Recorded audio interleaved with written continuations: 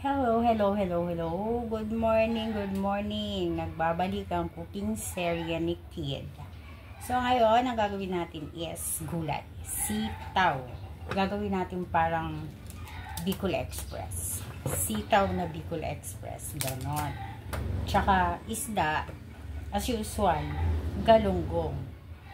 Galunggong ang gusto nila. Pero yung malalaki naman siya. Ganyan. Malalaki siya. Ipiprito daw natin. Tapos, itong sitaw, haluan natin ng giniling. Tsaka, may pangmalakasang alamang. Ganun talaga. Pag Bicol Express, diba may alamang? So, gawin na natin tong sitaw. Medyo mahaba ang putol. So, ganun lang magputol. No? Galing ko magputol, no? Ang pagtawag dito. Naghimay.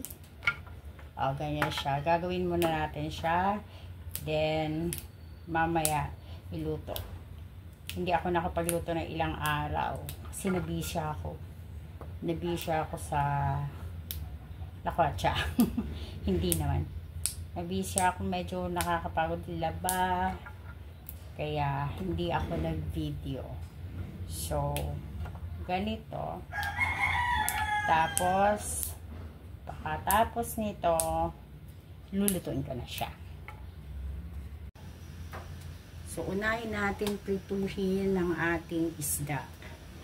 Ayan, naglagay na tayo ng mantika.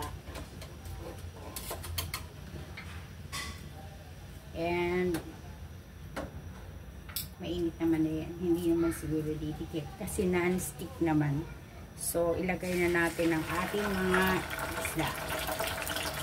Para, unahin na natin. Nice.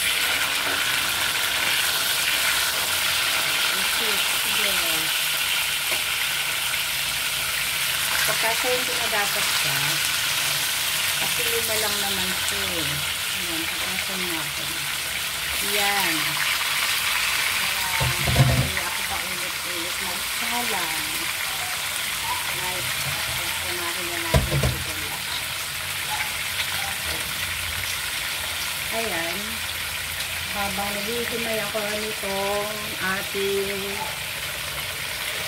gulay. Ayan. Hindi pa ako tapos. So, kailangan ko na lang muna siyang gawin. Okay?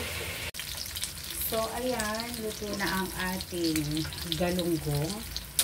Yan. Ahunin natin. Tostado siya. Kasi yun ang gusto nila. Tostado. Ayan. Tanggalin na natin. Diba ang ganda? Oh. Nice. Tinostado ko talaga. Mareklamo sila pag hindi tostado ang isda. Alam mo naman ang mga amo ko, mareklamo talaga yan. Ito isa parang hindi pa masyado. So, kailangan natin tosta to. Kasi gusto talaga nila yung islang tostado. Then, mga tapos ahunin ko to, isin natin ang yan, mata-mata. Na natanggal. Diyan ko na rin inuluto ang ating gulay. Alisin ko lang yung mga mga mata-matang natanggal. So, diyan ko rin siya lulutuin. Okay, dyan na natin lulutuin ang ating gulay. Parehas lang naman yan. May alam mga diba? So, atin mo ng konting prituhin ang pork. Ilang. Diba? Para maluto-luto lang na konti.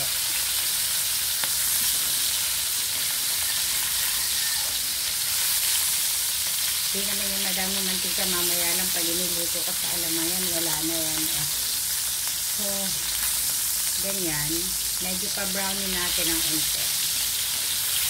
Para hindi siya maganda kasi tingnan pag medyo niluluto muna yung mga halong baboy, diba?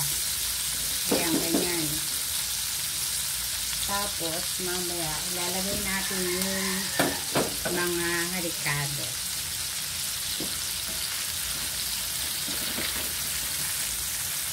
Basta natin ang unti. Yan. Oh.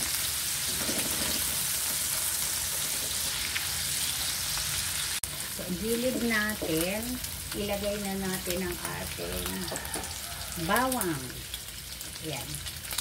Bawang. Bawang na may kasamang sibuyas. Oh. Yan. Sitalsik na naman. Ayan, ang ating bawang. Tapos, isunod natin ang ating sibuyas. Ganun din naman yan. Siyempre, yung pangmalasa natin sauté. Para sama-sama na sila dyan. Then, ilalagay natin ang ating alamang. Yan. Hayaan natin medyo maprito siya. Yung alamang kasi dapat pinipilito-pilito unti. Kasi ang pangat pag yung parang fresh pa siya. Yan. Nawala mantika, no? Sabi ko sa inyo, wala na yung mantika pag nilagyan ng alamang. So, ayan siya. Ayan, medyo patutungin natin ng unti ang ating alamang. Nilagay na natin ang ating kamatis. Ayan, nilagay na. Pwede na natin ilagay ang gulay. So, ilalagay na natin ang gulay. Ayan. Yung kinamay na gulay. Okay. Halo-halo. Gulay na Bicol Express. Oo, masarap sa try nyo. Alamang lang ang magpapalasa, syempre, masyado dyan. Kasi Bicol Express, alamang lang naman sikreto dyan.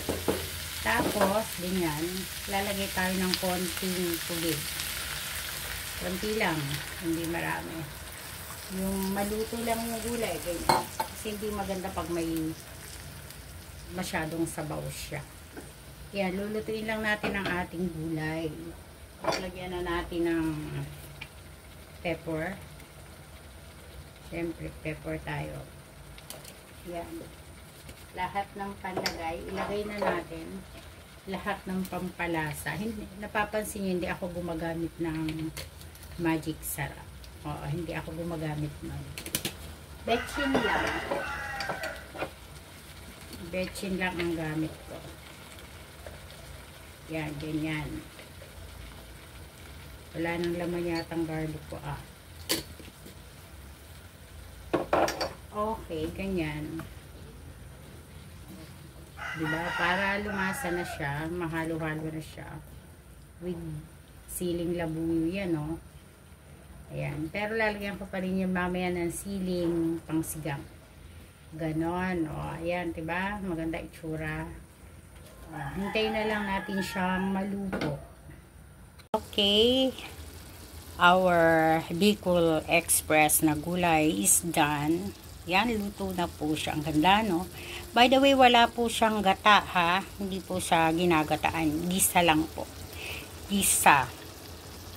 May alamang. So, yan. Maanghang. May labuyo. May siling pansigang. So, luto na po siya. Fried na din yung ating fish.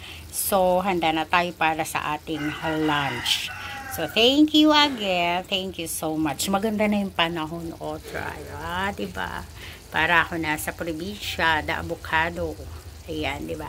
So, maganda na talaga ang panahon. So, okay na. Pwede na tayo maglaba. Okay, thank you again. Bye.